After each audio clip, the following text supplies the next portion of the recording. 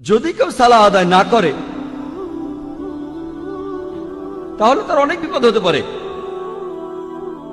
তখন হতে পারে আপনার বিশ্বাস দুর্বল হয়ে যাবে, অথবা এই বিশ্বাসটা চলেও যেতে পারে।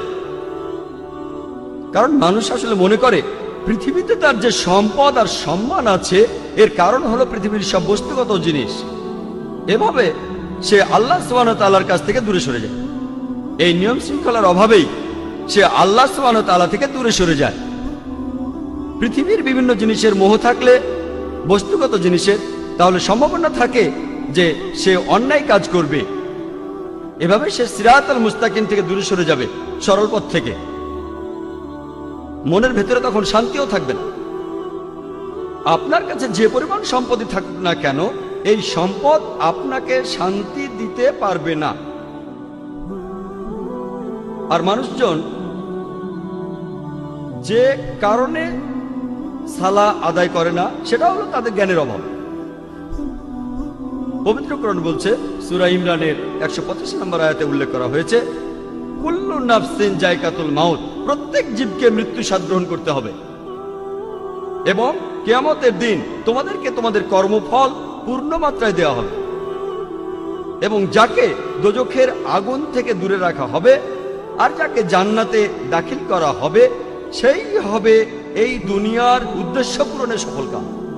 কারণ নিশ্চয়ই এই পার্থিব জীবন একটা ছলনাময়, ভোগ ব্যতীত কিছুই নয়। সালাহ আদায় করলে অনেক উপকৃত হবেন। সালাহ একটা জীবন দর্শন।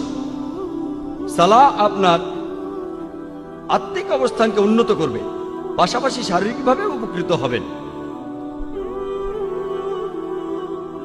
সালাহ